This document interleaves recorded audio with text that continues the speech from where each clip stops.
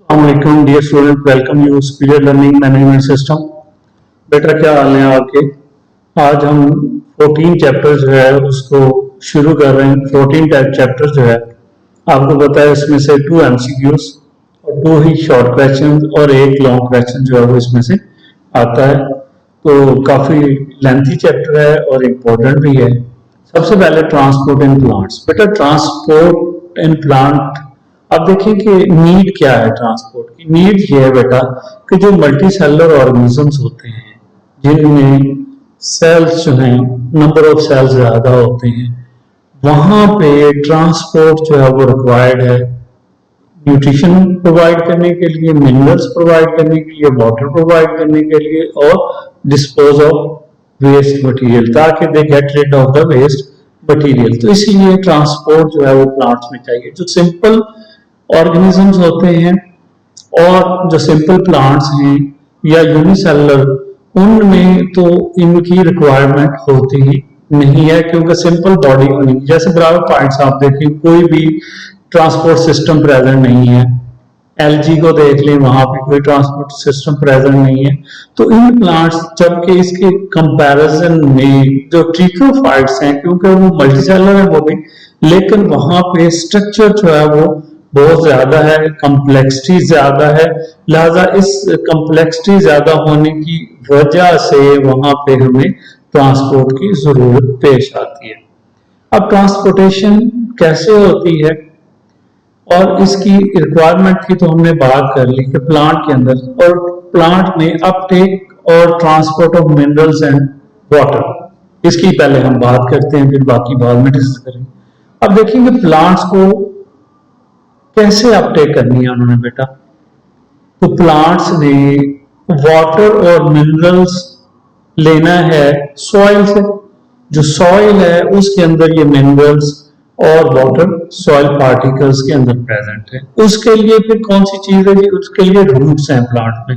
अब रूट्स जो है वो दो काम कर रही है बेटा। एक तो ये कि that absorb the water and mineral from the soil, और नंबर 2 वो प्लांट को फर्मली अटैच करती है विद द सॉइल, यानी कि एंकर का काम भी, एंकर करने का काम भी उन्हीं का है, अटैचमेंट का काम भी दूसरे लफ्जों में उन्हीं का है। प्लांट्स को 3 चीजों की बेसिकली जरूरत है: carbon dioxide, water and minerals, beside they carry out the light for photosynthesis. अगर प्लांट को कार्बन डाइऑक्साइड और वाटर मिलता है तो वो फोटोसिंथेसिस करता है, जिससे वो कार्बोहाइड्रेट्स बनाता है लाइट की मौजूदगी में। और फिर ये जो डिफरेंट मिनरल्स हैं, एलिमेंट्स हैं, जैसे नाइट्रोजन चाहिए, फास्फोरस चाहिए, दूसरे न्यूक्लिक एसिड बनाने के लिए नाइट्रोजन चाहिए, प्रोटीन बनाने के लिए, तो वो भी अब्सॉर्ब होती है फ्रॉम द सॉइल, क्योंकि वो एरियल पार्ट से वो नहीं ले सकते। ऑल्दो कि ये सारी चीजें जो हैं वो एयर के अंदर भी प्रेजेंट हैं, लेकिन प्लांट्स जो हैं एयर से सिर्फ कार्बन डाइऑक्साइड ही लेते हैं।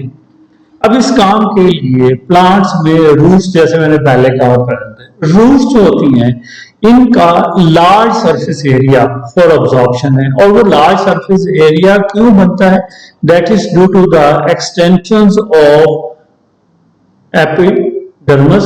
और वो रूट है कि जो एपिडर्मिस होती है उसकी एक्सटेंशंस होती हैं, फिंगर लाइक प्रोजेक्शंस होती हैं। ये जो फिंगर लाइक प्रोजेक्शंस हैं इनको हम रूट हेयर्स कहते हैं।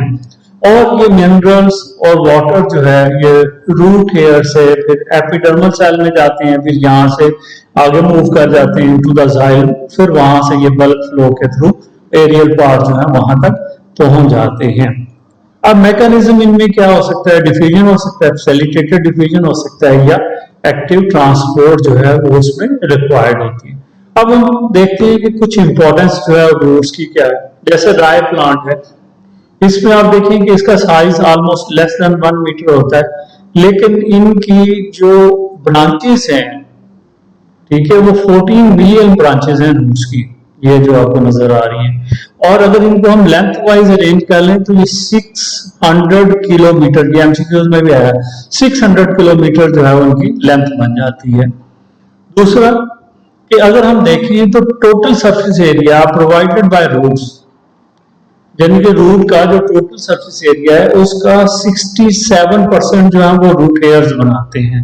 तो रूट हेयर की इंपॉर्टेंस जो है वो इस तरह से। तीसरा कि कुछ प्लांट्स जैसे ल्यूमिनोसी फैमिली के मेंबर्स जो है प्रोसोपस जो है उसका जो रूट्स हैं वो 50 मीटर तक डेप्थ में जाती हैं जमीन के अंदर, ताकि मैक्सिमम वाटर जो है वो उसको अब्सॉर्ब कर सके। तो ये कुछ इंपॉर्टेंस है जिसकी बेस के ऊपर हम इनको कहते हैं कि रूट और रूट हेयर्स जो है उसकी मॉडिफिकेशन ही ऐसी है कि उसको वो अब्जॉर्प्शन के लिए बने हुए हैं। Mineral absorption by roots. Roots को कौन से मिनरल्स जो हैं वो अवेलेबल हैं जिनको वो अब्सॉर्ब कर सकते हैं? तो बेटा only those minerals which are present in dissolve form in soil water, यानी कि वो मिनरल्स जो वाटर के अंदर डिसॉल्व फॉर्म में हैं, that are only available to the roots.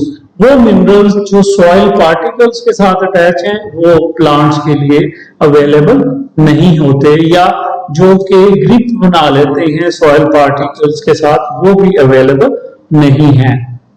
इसलिए जो मिनरल्स ने मूव करना है और मिनरल्स की प्रेजेंस जो है वो कंसंट्रेशन की बेस के ऊपर होती है। जो फर्टिलिटी है यानी कि फर्टिलाइज जो उसके सॉइल पार्टिकल्स हैं, जो वाटर जो है उसके अंदर कितने न्यूट्रिएंट कितने मिनरल डिसॉल्व फॉर्म में, वो उसकी कंसंट्रेशन है।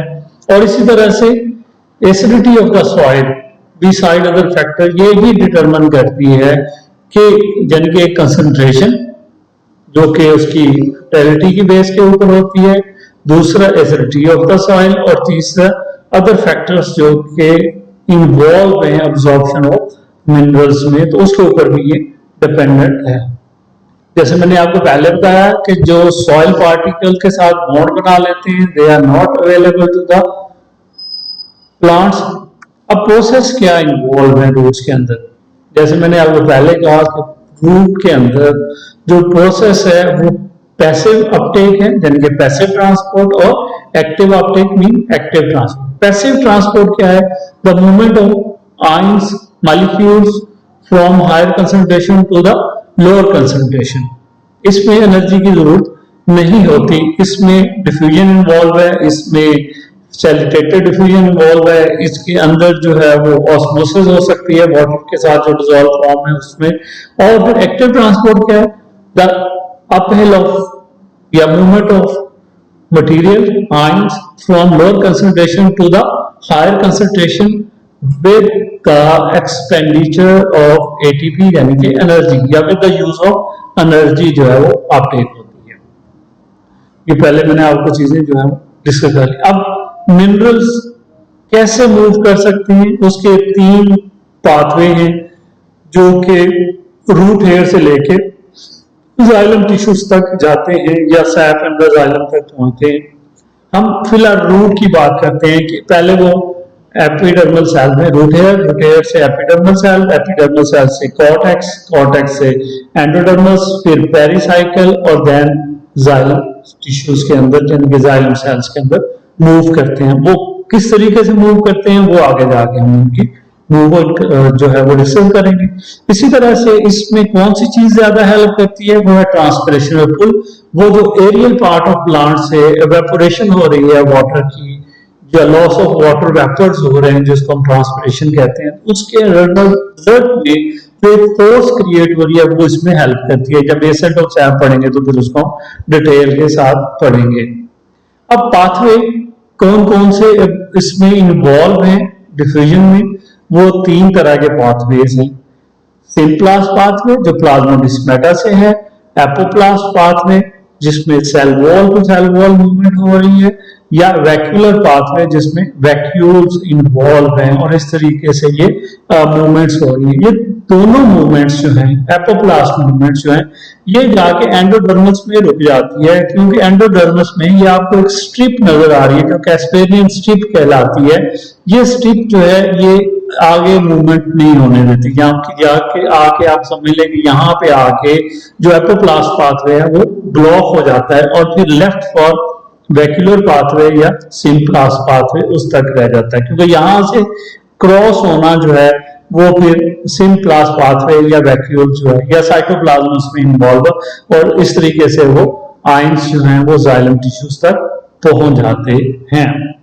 तो ये हमारे पास मैकेनिज्म था। अब आते हैं हम पाथवे की तरफ, के तीन मेन पाथवेज हैं जिनकी मदद से आयंस और वाटर जो है वो मूव करता है from soil particle then into the root hair, into the epidermis, then into the cortex cells, और फिर उसके बाद एंडोडर्मस सेल्स, फिर pericycle and ultimately into the xylem tissue. यहां से फिर अपवर्ड मूवमेंट होती है, यानी कि एरियल मूवमेंट होती है, जिसमें कोहेजन टेंशन थ्योरी यानी कि ट्रांसपरेशनल पुल जो है वो इंपॉर्टेंट रोल प्ले करती है। सबसे पहले most of the ions are taken up by the roots by active transport, अभी हम डिस्कस कर चुके हैं।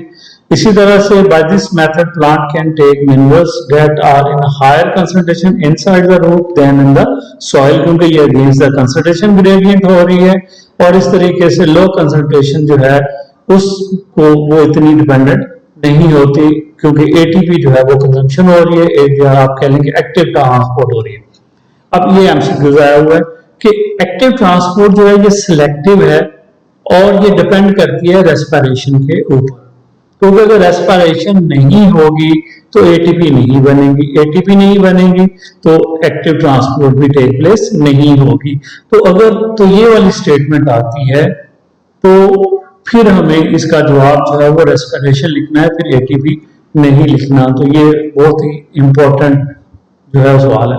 इसके अलावा पैसिव ट्रांसपोर्ट भी इसमें बहुत ज्यादा इन्वॉल्व होती है। फिर मैंने आपको बताया कैस्पेरियन स्ट्रिप जो है वो एक स्ट्रिप प्रेजेंट है जो कि सेल इस पूरे एरिया को दो हिस्सों में डिवाइड कर देती है। एक ये यहाँ पे जो एंडोडर्मस के बाहर वाला है और दूसरा एंडोडर्मस के अंदर वाला, यानी कि दो कंपार्टमेंट बन गए। एक कंपार्टमेंट रूट हेयर से लेके एंडोडर्मस तक और दूसरा एंडोडर्मस से लेके जाइलम टिश्यूज तक जो है दो कंपार्टमेंट में इसको डिवाइड किया। किसने किया?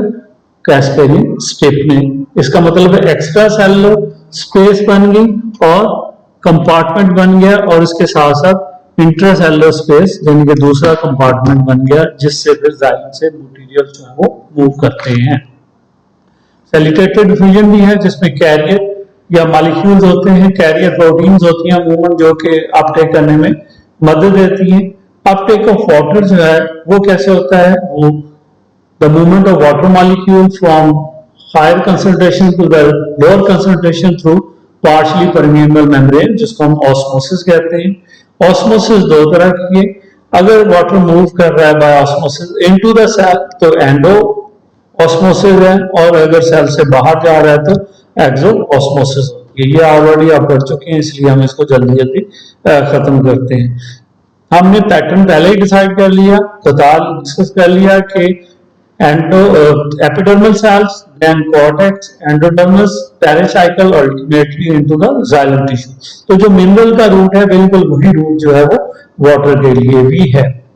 अब ये तीन मेथड्स जो हमने पढ़े थे पहले, जिनके नाम पढ़े थे, एपोप्लास्ट पाथवे, जो ऐसा पाथवे जिसमें एडजेसेंट सेल वॉल इन्वॉल्व है और ये कंटिन्यूस है throughout the root up to the endodermis. ये आप देखें एपोप्लास्ट रूट, ये यहां से यानी कि ये रूट है एपिडर्मल सेल, फिर ये उसकी सेल वॉल से, फिर cell wall of the cortex cells, और ultimately that route to the endodermis. Endodermis में जाके क्योंकि कैस्पेरियन स्ट्रिप है वो इसका चेक पॉइंट है, ये स्ट्रिप इम्परमिएबल है टू द वाटर, लिहाजा यहां से पानी आगे नहीं जा सकता। तो फिर ये वाटर और मिनरल्स जो हैं ये साइटोप्लाज्म में चले जाते हैं और फिर वहां से ये आगे ऑनवर्ड मूव करते हैं। तो इस तरीके से ये मूवमेंट्स होती है। सिम्प्लास पाथवे, इसमें प्लाज्मोडिस्मेटा इन्वॉल्व होते हैं। प्लाज्मोडिस्मेटा क्या है कि दो जो एडजेसेंट सेल्स हैं, इनका जो प्रोटोप्लास्ट है वो आपस में एक दूसरे के साथ कनेक्टेड है through the small cytoplasmic strand. ये आपको नजर आ रहे हैं, ये सारे जिनको हम दिखा रहा हूं आपको, ये कनेक्शंस हैं, साइटोप्लाज्मिक कनेक्शंस, इनको हम प्लाज्मोडिस्मेटा कहते हैं। तो इनमें जो नेबरिंग प्लाज्मोडेस्माटास होते हैं उनसे वाटर जो है वो एक सेल से, जैसे ये साइटोप्लाज्म, तो इसके साइटोप्लाज्म से ये इसके साइटोप्लाज्म में चला गया, इसके साइटोप्लाज्म से इसके साइटोप्लाज्म में, और इस तरीके से साइटोप्लाज्म टू साइटोप्लाज्म, और इस तरीके से ये पाथवे कंटिन्यू रहता है up to the xylem tissues, क्योंकि साइटोप्लाज्मिक स्टैंड जो है वो तमाम सेल्स के दरमियान में प्रेजेंट होते हैं। तीसरा जो पाथवे है वैक्यूलर पाथवे कहलाता है। वैक्यूलर पाथवे में वैक्यूल टू वैक्यूल, यानी कि जो रूट के एपिडर्मल सेल्स हैं उनके फिर आगे जो है वो कॉर्टेक्स, कॉर्टेक्स से एंडोडर्मस, तो ये एक वैक्यूल से दूसरे वैक्यूल, अब एक वैक्यूल से दूसरे वैक्यूल में जो जंप करके नहीं जा सकता, इट मूव थ्रू, यानी कि इस वैक्यूल से जब इस वैक्यूल तक पहुंचना है तो कैसे पहुंचेगा, या तो ये प्लाज्मोडेस्माटा से पहुंचेगा या फिर ये एपोलर पाथवे जो है एपोप्लास्ट पाथवे यानी कि सेल वॉल का रास्ता जो है वो इख्तियार करेगा और इस तरीके से एक सेल से दूसरे वैक्यूल टू वैक्यूल जो है वो चला जाएगा। तो इसलिए ये सिम्प्लास्ट और एपोप्लास्ट दोनों तरह के पाथवे जो है इस डायरेक्शन में ये इस्तेमाल करता है। और इस तरीके से यहाँ भी मूवमेंट जो है वो पैसिवली होगी, वाटर जो है वो कंसंट्रेशन ग्रेडियंट जो है उसके थ्रू ही हमेशा मूव करता है, यानी कि एक सेल से दूसरे सेल में या तो वो एपोप्लास्ट पाथवे से मूव कर गया या वो सिम्प्लास्ट पाथवे जो है उसके थ्रू मूव कर गया।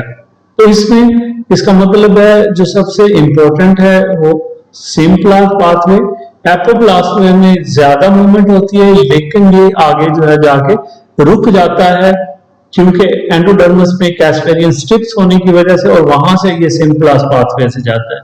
तो इंपॉर्टेंस के लिहाज से वैक्यूलर पाथवे जो है वो लीस्ट कंसर्न है, यानी कि उसको हम नेग्लेक्ट कर सकते हैं, वो नेग्लेक्टेबल है, जबकि दूसरे दोनों पाथवे जो है वो इंपॉर्टेंट है और वहां पे मूवमेंट जो है वो बहुत ज्यादा रैपिडली होती है। तो इस दुआ के साथ कि अल्लाह ताला आपको खुश होकर रखे। अगले लेक्चर तक मेरी तरफ से अल्लाह।